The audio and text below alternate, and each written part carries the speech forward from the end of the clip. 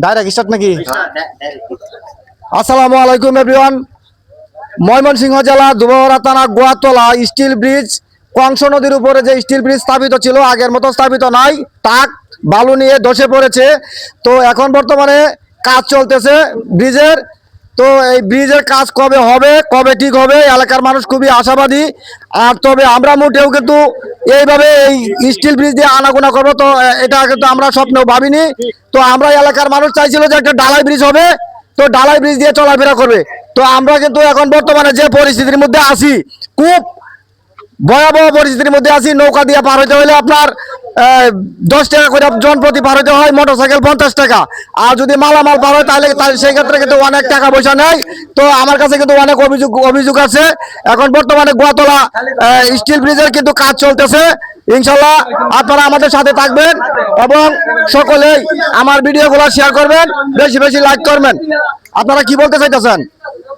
যাত্রী 5 টাকা, মোটরসাইকেল 30 টাকা, 50 টাকার কথা বলেন কেন? আমার কাছে যাত্রীরা অভিযোগ করছে 10 টাকা করে। কখনোই না, 5 টাকা করে নেওয়া হয়েছে। আমি কইছি তাড়াতাড়ি ডালের ব্রিজটা তৈরি করতো।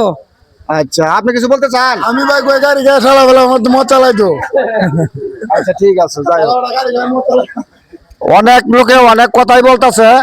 তো আসলে তারা বলতেছে, নৌকাওয়ালারা যারা আছেন তারা বলতেছে 5 টাকা করে নিতেছে, কিন্তু যাত্রীরা অভিযোগ করতেছে 10 টাকা করে নিতেছে, মোটরসাইকেল 50 টাকা নিতেছে, তার 1 টাকাও কম মানতেছে না। এই হলো আমাদের পরিস্থিতি।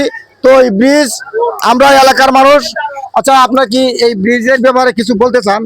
কি বলবেন ভাই, যেটা ভাঙ্গেছে তো আর এদের সরকার যদি আমরা ঠিক করে দেয় তো আমরা শুধু। আপনি কি স্টিল ব্রিজ চাইতেছেন না ঢালাই ব্রিজ চাই? ডালাই ব্রিজ চাইতেছি। আপনি কিছু চাইন ভাই? আমি ডালাই ব্রিজ চাইছি, গুতো করিয়া দিত এটা। আপনি কি চান ভাই? ডালাই ব্রিজ চাইতেছি আমরাও। আপনি কি চান ভাই? আমরা তো ঢালাই ব্রিজ চাই। আমরা ডালাই ব্রিজ চাইতেছি আমরা। ঢালাই ব্রিজ চাইতেছে সবাই, কিন্তু ঢালাই ব্রিজের একটা আশাবাদী যে আমাদের এখানে একটা ভালো একটা বড় একটা সেতু হবে, এটাই আমাদের এলাকার মানুষ খুব আশাবাদী। ভাই আপনি কিছু বলতে চান এর উপরে? ভাই আমরা তো বিদ্যুৎ চাকরি করি, ওই পাশ থেকে গাড়ি নিয়ে আসতে পারি নাই, নৌকাতে পার হইলাম। হ্যাঁ, ওই পার রেখে আইছি। অনেক কষ্ট করতেছে আমাদের যারা দুবহরা থেকে উত্তর অঞ্চলে যারা বর্ডারের লোকজন আছে, তারা কিন্তু অনেক কষ্ট করে। আমাদের যে ময়মনসিংহ থেকে দুবহরা উত্তরের যে আপনার যোগাযোগের রাস্তাটা কিন্তু এখন বর্তমানে বন্ধ। তো আসলে আমরা সব মিলে খুবই বিভ্রান্তির মধ্যে আছি, সাধারণ জনগণ আরো কষ্টে আছে। তো আমরা তো অনেক কিছু বলি, আমরা যাই কিছু করি না করি। আর আমরা কিন্তু আমি কিন্তু এই ব্রিজের এই যে এটা যে রড সিমেন্ট যে কুল্লা পড়ছে, এটা কিন্তু আরো 3 বছর আগে দেখাইছে, আমার ভিডিওতে দেখাইছি। এই যে এই যে কুল্লা পড়ছে, সবকিছু করছে, সব ব্রিজের উপরে নিচে এই মাথা থাকতে এই মাথা বন্ধ, একবারে মনে করেন যা কিছু আছে প্রত্যেকটা পার্ট আমি ভিডিওতে তুলে ধরছি, প্রত্যেকটা পার্ট। সকলেই ভালো থাকবেন। আসসালামু আলাইকুম।